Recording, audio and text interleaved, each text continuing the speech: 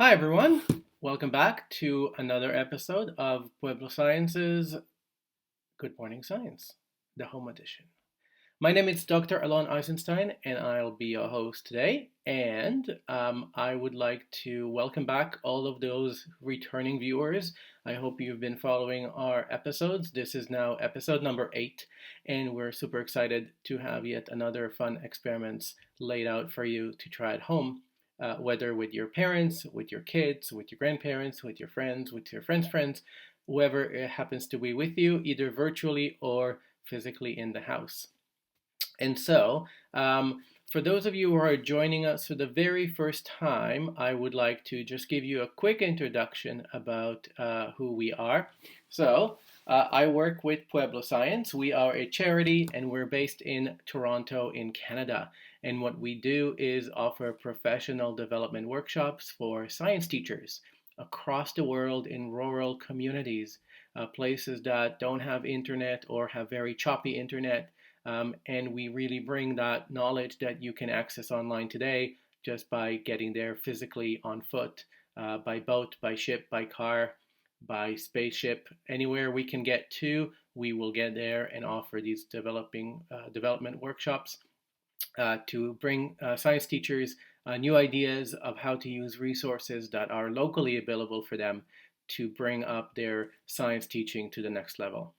And that's why we love to come up with new ideas and share that with parents, with children, with teachers, with educators, with anybody who want to try some cool tricks and top it up with a bit of an explanation about the science behind it. And so that's what we do.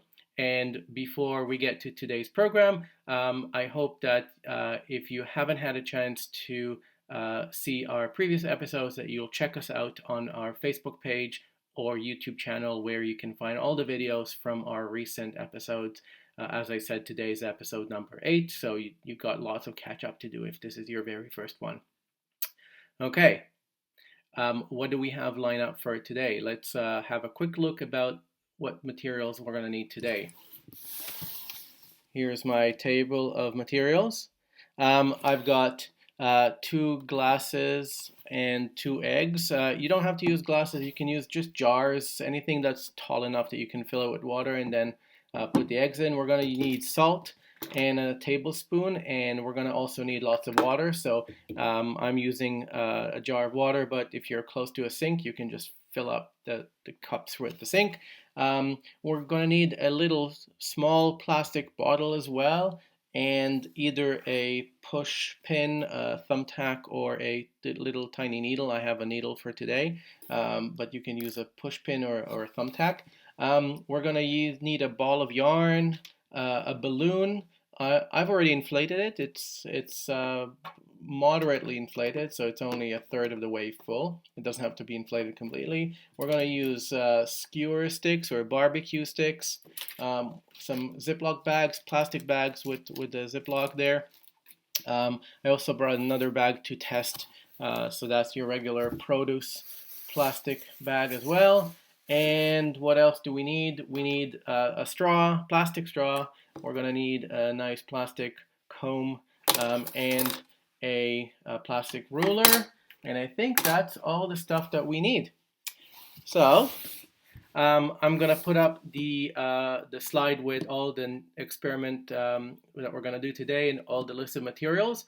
So that would be a good time. If you're watching this recorded, you can pause the video and make sure you've got everything you need before we get started. If you're watching it live and you don't have all the stuff beforehand, watch and enjoy the show, and then you can come up and go and grab them later and try them at your time of choice. Okay? So, without further ado, let's get started with experiment number 1.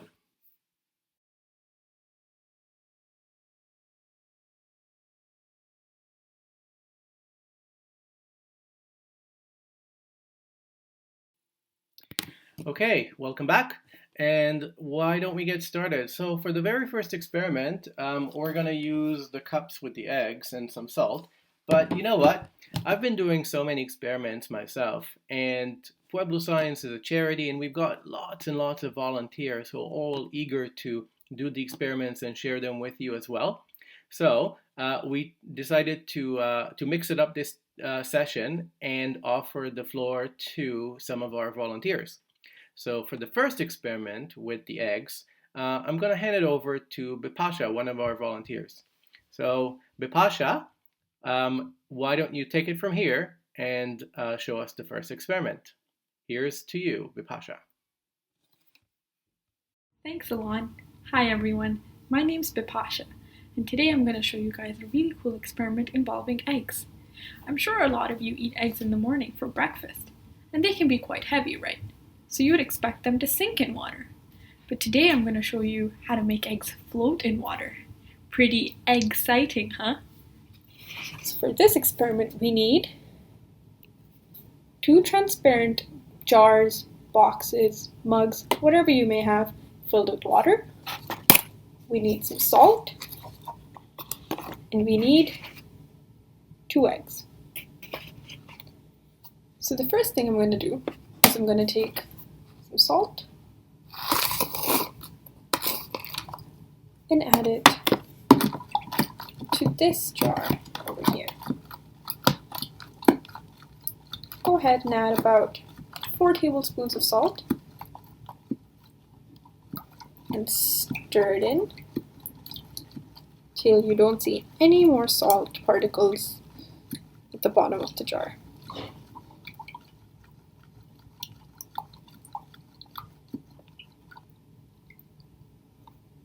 I think we're pretty much good to go. Now, first, I'm going to take an egg. I'm going to drop it in this jar, which is free of salt. It's completely plain tap water. Notice what happens to the egg. I'm going to gently drop it in. Look how it immediately sinks to the bottom. I'm going to take another egg. This time I'm going to add it to the salt water. See what happens. Gee, look at that. It floats. See how this one is just floating around? Oh, this one is sunk to the bottom. Now, why does this happen? This happens because of the concept of density. When things are more dense than water, they sink into the water, which is what happened with this egg right here. Because the egg is more dense than water, it sinks to the bottom.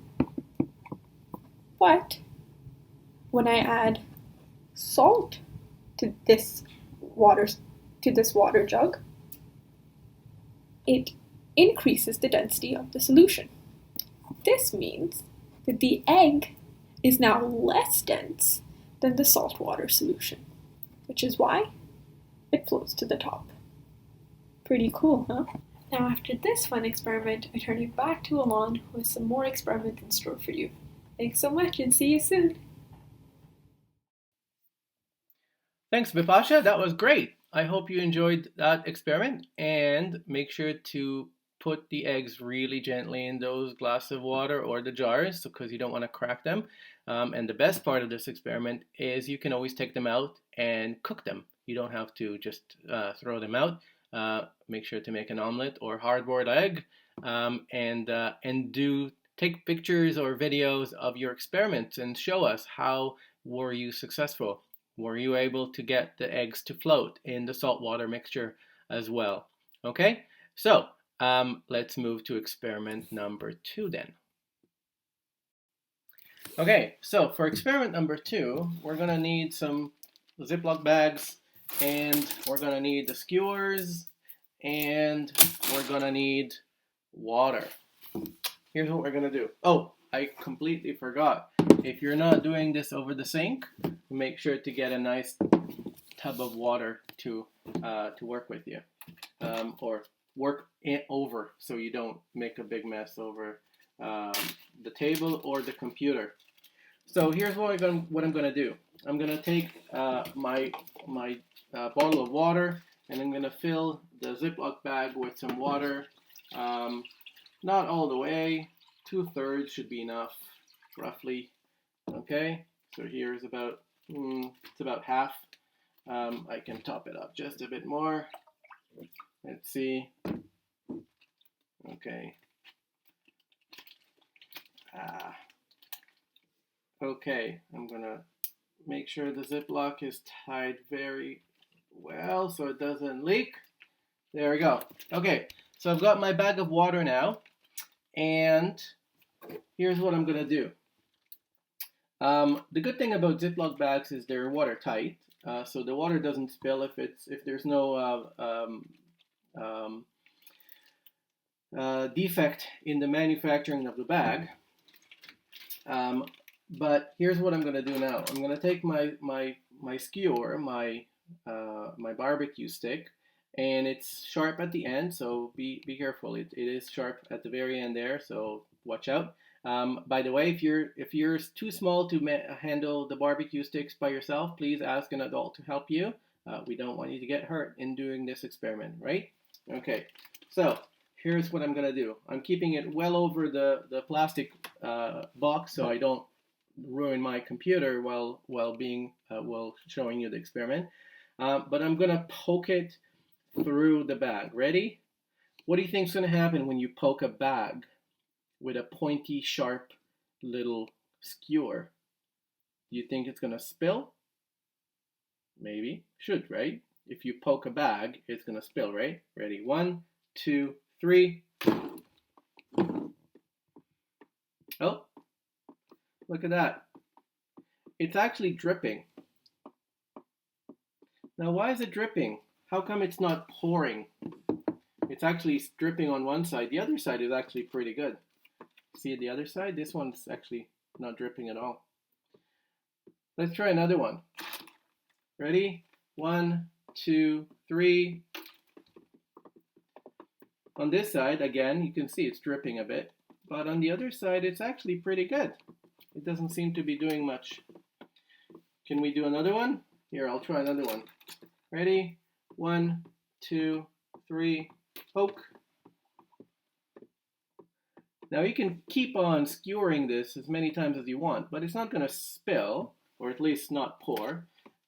What happens if I take it out? Ready? 1, 2, 3. Whoa! Look at that gushing out. Uh-oh, I'm making a big mess here. So when we take out the skewer, it is actually pouring all the way out. But as long as I keep it in there, it seems to be fine. How about we do it again? Let's try this again. Ready? This time around, I'm going to use the flimsy bag instead of a Ziploc bag. See if it works any better or worse. Ready? Okay. I'm going to fill it up with all the water I have left. See how much water there I got? It's actually not perfectly sealed. It's actually, there's a tiny little hole here already. So that's not going to help. But nonetheless, we can give it a try. You never know. Okay, so it's not a Ziploc, so I'm going to have to hold it very tightly myself and see what happens when I poke it. Ready? 1, 2, 3, poke. And once again, you can see that it's not gushing out. It's dripping from the bottom. It's actually pouring from the tiny hole that was there before. But just because I poked it, it's actually dripping a bit, but not gushing out. Only if I let go will it start gushing out. I can do one more. Whoop. See this? Okay. So this bag actually works slightly worse than the other one. Now why is that? Why is one bag holding the water tighter than the other? But both of them are doing a relatively good job. It's not perfect. Now it's actually pouring all over. Oh no! I actually tore it.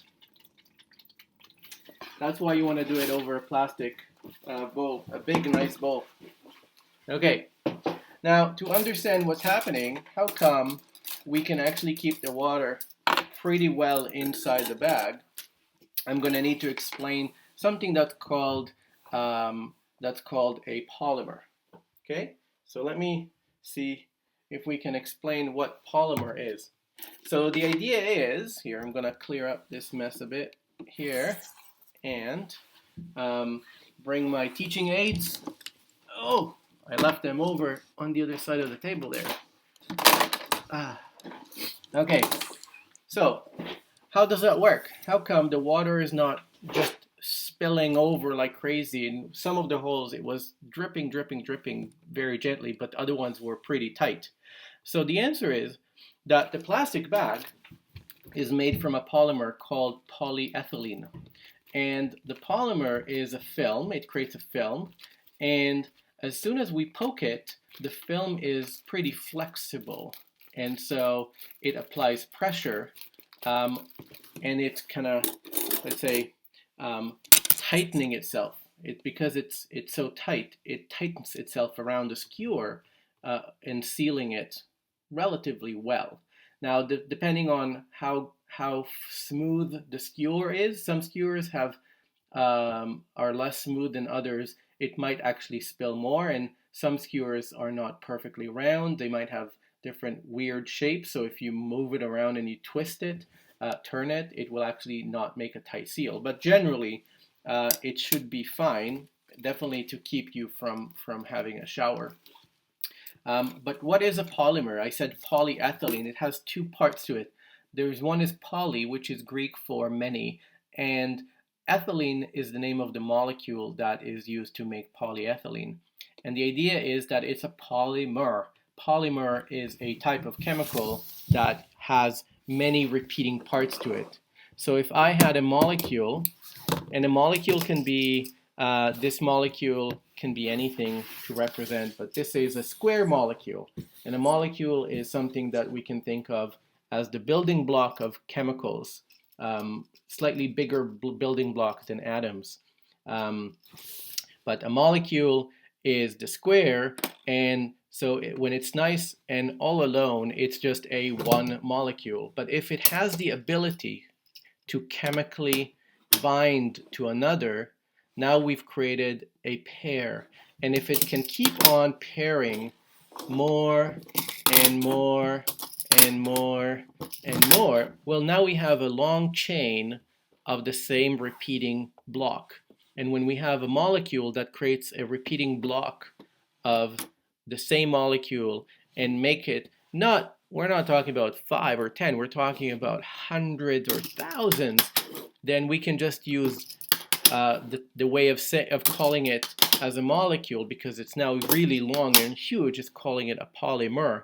And the mer is the single unit. So a polyethylene means each square is an ethylene molecule.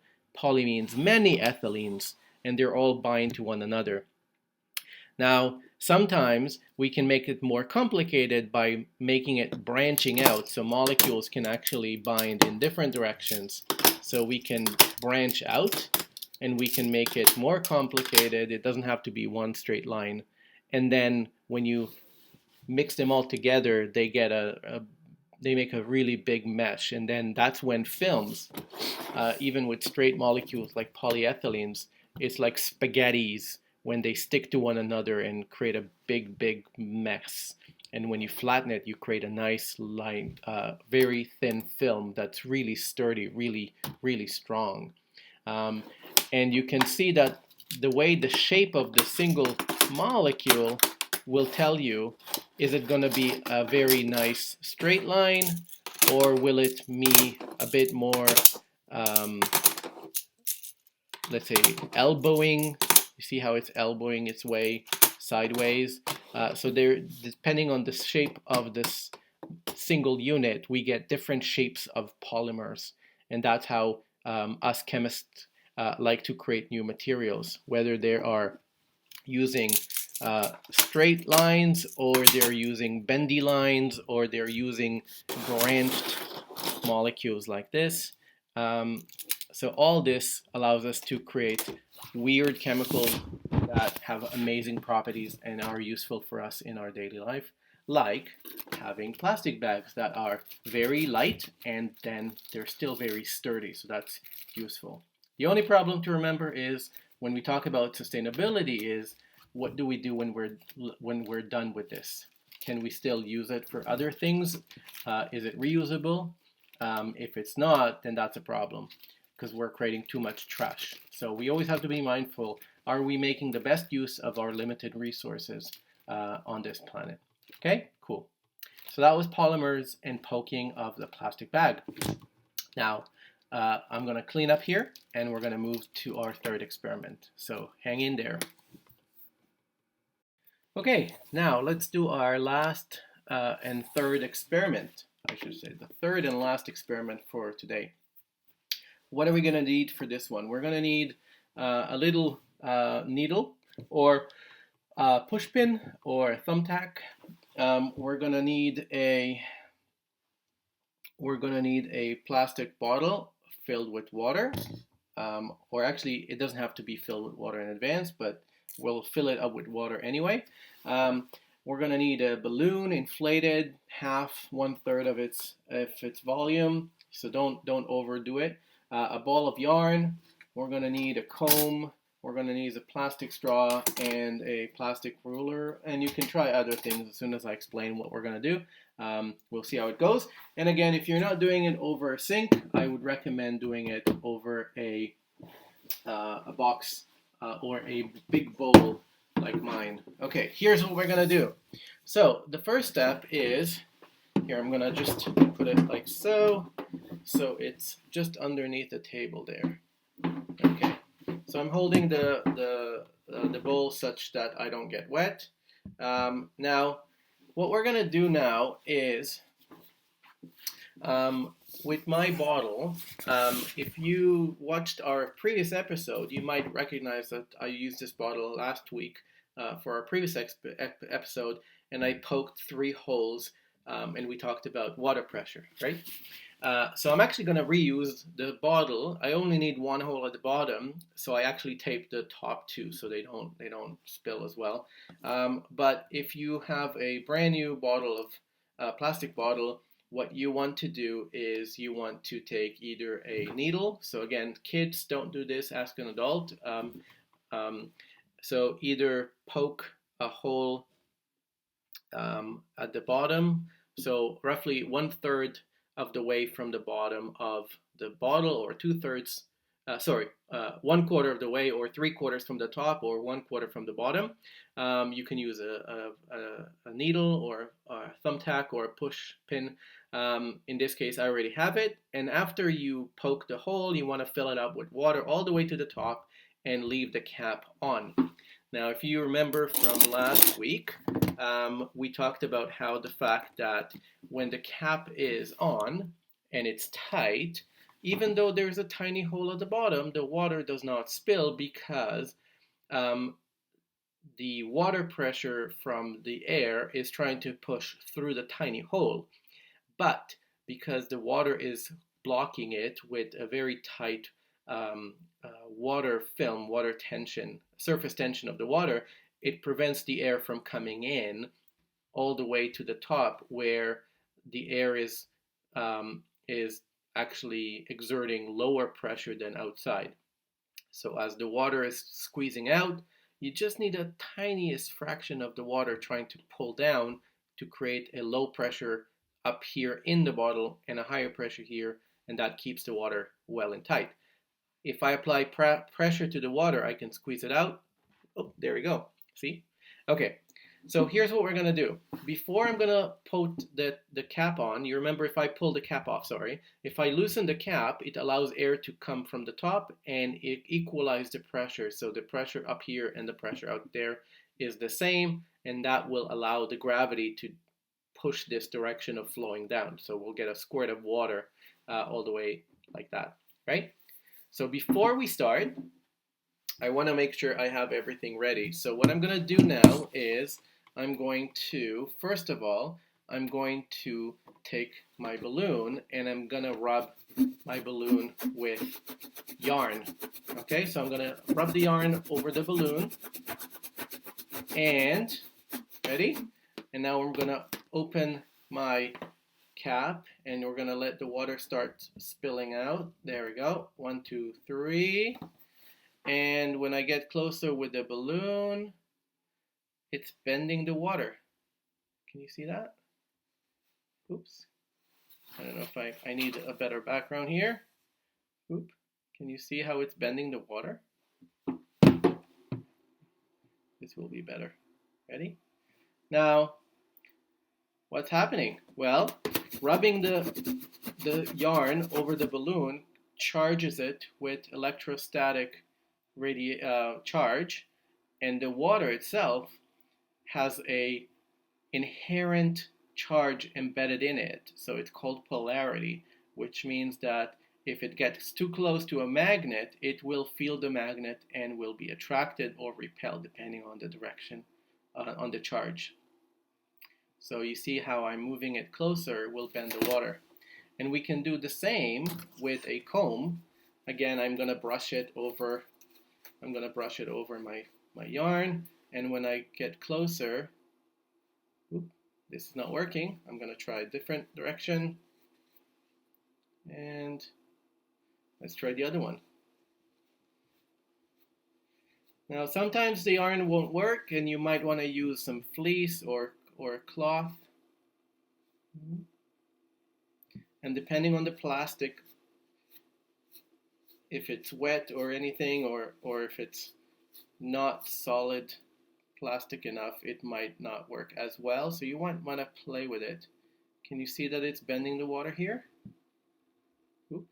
I can see it from my angle. I don't know how well it's shown here.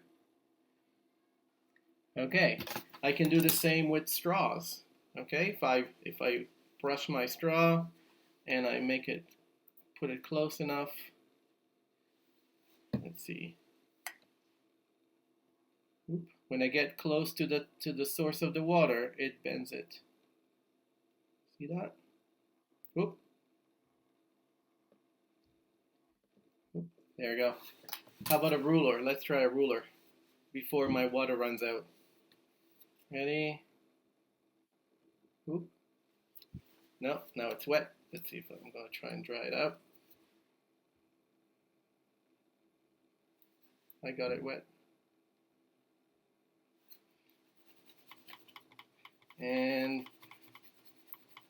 now you can play with this with different plastics, and you can try different fabrics. I'll use my shirt, see if they work. People like to use, see how it's bending it differently now? See this? You can actually use your hair, so depending on whether you use moisturizing shampoo or conditioner, it might impact how well it works with your hair. If you happen to have a dry hair or oily hair, it may or may not work. So it's actually a neat experiment you can try with different people, different hairs, and see which one works better. You saw that in my case, my hair didn't seem to work very well, but your hair might work better. So your hair might be a better electrostatic charging mechanism than mine. So don't fret. Keep trying different people. If you have more than one person at the house, you can try and compare. Is mommy's hair better than daddy's hair? Than your brother's hair? Than your dog's hair? Maybe, I don't know. Don't use the same comb though. That's disgusting, right? So ultimately, whatever it is, we see that we can build up charges on the surface, and because plastic is not conducting, which means any charges that are created or accumulated on one area will not travel to the rest. So they get trapped in one location. That's the difference between a conductor and an insulator. Insulator allows charges to move really fast from everywhere to everywhere across the surface and inside the material. If it's plastic or rubber, it's insulating, which means if you get charges on one area, they don't travel very well or at all to the other parts, so they get stuck there. That's why it works so much better with rubber and plastic. If I were to try this with a metal spoon, when I build charges on one end, they immediately move all the way around to my hand, which is also conducting, and that will remove all the buildup of charge. So that's not going to work as well or at all. Okay, that's experiment number 3, and I think that's the end of today's session. Let me clean up, and I'll come back and do a little recap of what it is we saw today, okay? Okay, so thank you very much again for choosing to join this session of Pueblo Science's Good Morning Science Home Edition. I hope you enjoyed our episode. Just a reminder, what we did today, we had glasses of water, and one had water and one had water and salt mixture, and we put an egg in each one. And Bipasha showed us that if you take salt and add it to water, the egg floats because the mixture's density is actually greater than the egg, which makes the egg float. But in water, the egg's density is greater than water. That's why it sinks. We also saw how we can fill a plastic ziplock bag with water and then poke it, stab it with lots and lots of skewers, and it doesn't spill because the flexibility of the polymer film, which is called polyethylene. The polymer film has some flexibility to it, and the tension fixes it firmly to the barbecue stick, preventing the water from coming out, from spilling out. And lastly, we saw that if we spill water from I'm making a mess here. If we spill water in a nice little thin film stream of water from a plastic bottle, we can bend the stream using various plastic items like a comb or a ruler, a straw, or a balloon.